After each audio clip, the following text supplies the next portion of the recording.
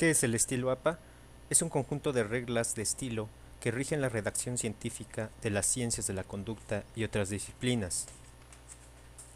Permite establecer estándares para la comunicación del conocimiento científico, de tal manera que éste sea claro, preciso y uniforme.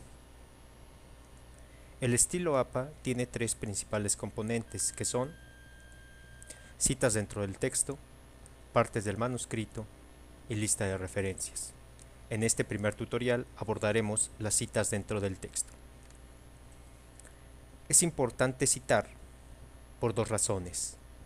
En primer lugar, da crédito a las ideas que fundamentan nuestro trabajo y en segundo lugar, es una cuestión ética. Hay que evitar el plagio, es decir, no dar crédito a los autores por una idea que utilizamos de ellos. Existen dos formas de hacer citas de acuerdo al estilo APA. La primera es la cita textual. Esta se usa cuando la mejor forma de expresar una idea es tal cual la escribe el autor. En un trabajo no hay que abusar de este tipo de citas.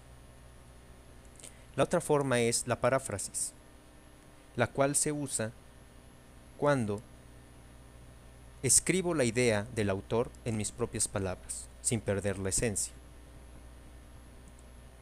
Veamos cómo se realizan las citas textuales. El estilo APA maneja dos formas para realizar citas textuales. La primera forma es cuando la cita tiene menos de 20 palabras. El primer ejemplo es el siguiente. Supongamos que aquí, donde aparece la palabra texto, son una serie de ideas que yo he expuesto, las cuales quiero fundamentar o quiero respaldar con la cita textual de un autor. ¿Cómo lo hago? Colocando los siguientes elementos. Primero, coloco el apellido del autor, en el cual voy a extraer mi cita textual. En año de publicación entre paréntesis, coloco la cita textual, para lo cual utilizo comillas tanto al inicio como al final de la cita. Y por último, coloco el número de página exacto entre paréntesis. Esta sería una de las primeras formas para citar textualmente. En el ejemplo número 2, partiendo de que yo ya expuse una serie de ideas y las quiero fundamentar en una idea de otro autor, pongo lo siguiente: la cita textual, con sus respectivas comillas al inicio y al final. Posteriormente pongo un paréntesis y dentro de los paréntesis coloco el apellido del autor, el año y la página. Date cuenta que el apellido y el año están separados por una coma, así también el año y la página están separados por una coma.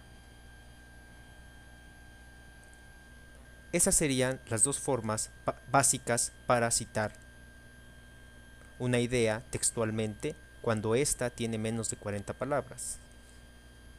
¿Qué pasa cuando la idea que quiero citar textualmente tiene más de 40 palabras? Veamos estos dos ejemplos. En este primer ejemplo, suponiendo que yo ya expuse una serie de ideas y estas quiero respaldarlas con la cita textual de un autor, pero esta cita textual tiene más de 40 palabras, ¿qué puedo hacer? Bien, veamos. En primer lugar, puedo colocar el apellido del autor, el año entre paréntesis. Posteriormente coloco la cita textual, pero esta cita textual, como puedes ver, aparece en un párrafo distinto al párrafo anterior. Veamos, este párrafo distinto tiene una sangría de 2.5 centímetros para toda la cita. No usa comillas. Y al final coloco la página entre paréntesis. Como te puedes dar cuenta, una vez que coloqué la página entre paréntesis, no existe punto final después de este paréntesis, sino que el punto se ubica antes del paréntesis. Otra forma de citar párrafos de más de 40 palabras son los siguientes. Suponiendo que aquí yo ya expuse mis ideas y quiero respaldarlas con una cita textual de más de 40 palabras. Coloco la cita textual, no uso comillas, pero sí uso una sangría de 2.5 centímetros para toda la cita. Posteriormente abro un paréntesis y dentro del paréntesis voy a colocar el apellido del autor, pongo una coma, el año, pongo una coma y la página exacta de donde extraje esta cita textual y cierro el paréntesis. Como te puedes dar cuenta, de la misma forma aquí no se pone el punto final, el punto está ubicado antes del paréntesis. Ahora veamos ejemplos para realizar la paráfrasis.